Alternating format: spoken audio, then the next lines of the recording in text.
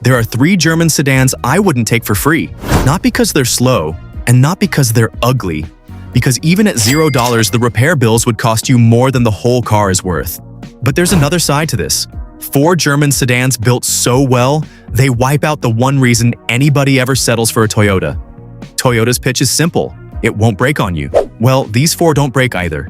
And they make a Camry feel like a fridge somebody bolted wheels onto. Nobody paid me to say any of this. No sponsor wrote a check, and no dealer slipped me a free car. I paid for these answers myself. Real reliability data, and the dealer repair bills they hope you never see. One of those 4 is the car I'd buy over a brand new Camry tomorrow with my own cash. And there's a dependability award that proves I'm not crazy. I'll name it at the very end.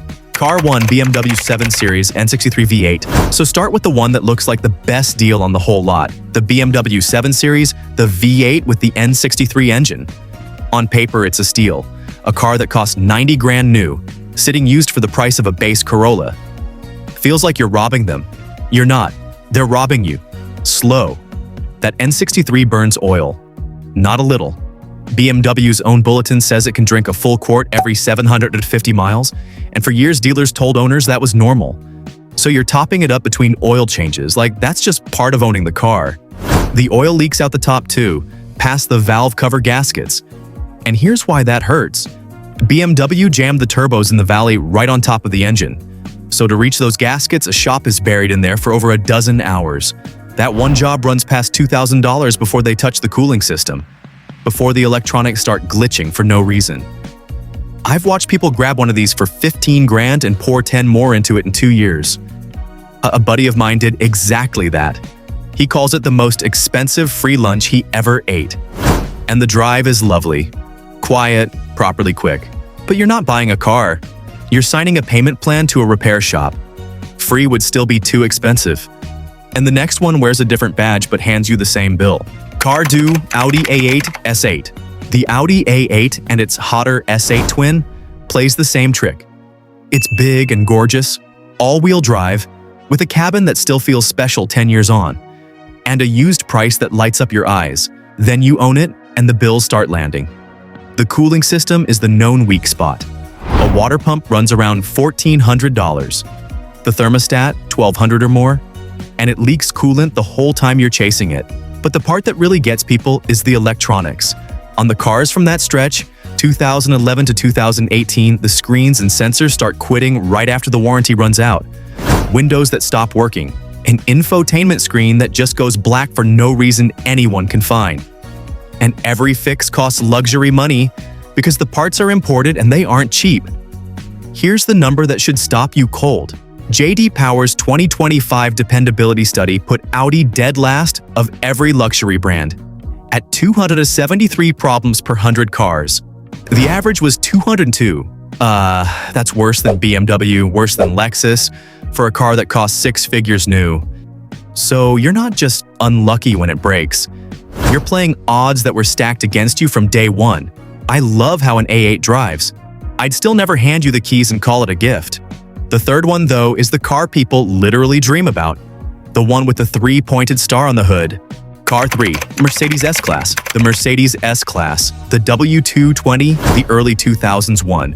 This is the dream, right? The car CEOs got driven around in.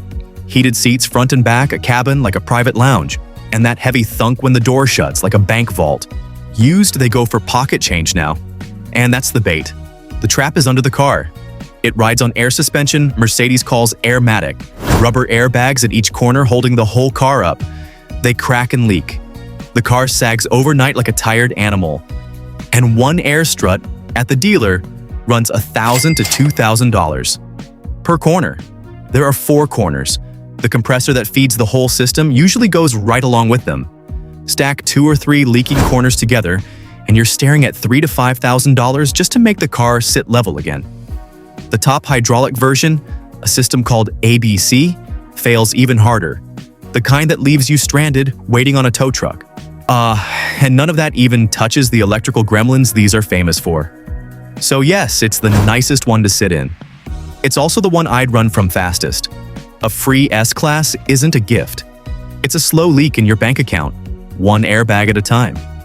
So by now you're thinking what most people think. that German sedans are just money pits in a nicer suit, and that's exactly where almost everybody gets it wrong. So forget German versus Japanese. The only question left is which Ford Germany built so well that the safe pick starts to look like the scared one. And the first one settles it on its own. It's older than some of you watching, and it still holds a record Toyota has never touched. Crown Jewel 4 Mercedes 240D OMM 616 diesel. It's the Mercedes 240D, the boxy little diesel Mercedes built back in the 70s. With the 4-cylinder engine they called the OM 616. This is the durability record nobody at Toyota likes to bring up. A taxi driver in Thessaloniki, Greece, named Grigorios Sakonidis, drove his 1976 240D 2.85 million miles. Almost 3 million miles on one car. Picture circling the whole planet 115 times. In one taxi. Mercedes confirmed it and parked the car in their own museum. It's the highest mileage any Mercedes has ever recorded, and no Toyota on record has come close. Now, I'll be straight with you. That engine made barely 65 horsepower.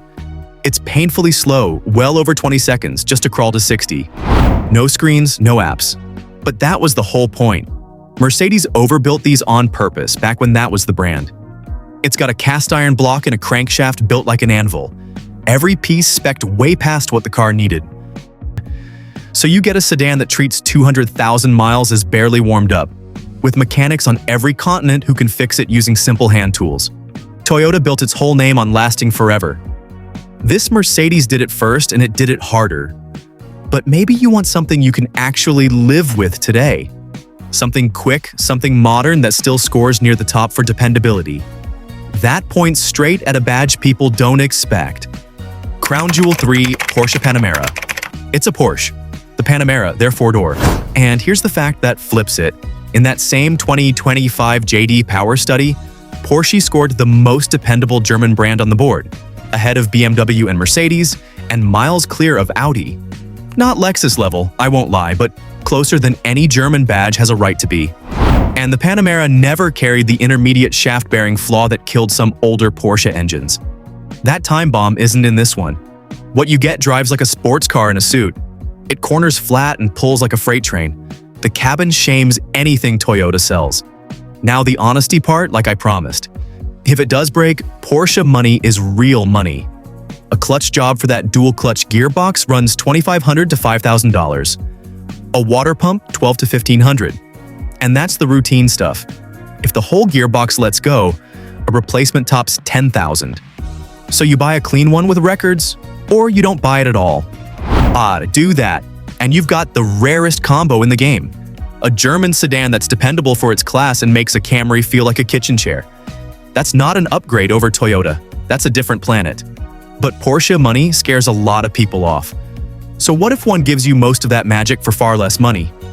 One that runs past 200,000 miles and got compared by a real car magazine to owning a Camry. Crown Jewel 2 BMW 3 Series E90 N52. It's a BMW. The 3 Series from the mid-2000s, the E90, with the naturally aspirated 6-cylinder they call the N52. This is the one I'd push on a normal buyer with a normal budget. Here's why it's special. No turbo to blow up. No high-pressure fuel pump drama. Just a smooth, straight 6 with a light magnesium aluminum block. The kind of simple engine BMW barely builds anymore. Owners run these past 200,000 miles on basic care. Oil every 5,000, watch the cooling system, and it just keeps going. It almost never suffers the timing chain failures that wreck newer BMWs. And a respected car site, Jalopnik, put it perfectly. They said dealing with an N52 is Camry-like next to the struggle of a far more troublesome BMW. Read that again. A BMW a car magazine puts next to a Camry for peace of mind. And it still drives like a BMW. Rear-wheel drive with a 6-cylinder pull no Camry can touch. I'll be fair. The water pump can fail around 60 to 100,000 miles, and a few gaskets weep with age. But they're cheap by BMW standards, and any indie shop has fixed them 1,000 times. So you spend Camry money and get Camry-like reliability. And it's actually fun on the drive to work. That trade is almost too good. But there's one BMW that goes a step further. It does everything this one does, but quicker. And it just won a dependability award that beats the cars Toyota fans swear by. That's the one I promised you at the start. Crown Jewel 1 BMW M340i 540i. It's a BMW with a B58 engine.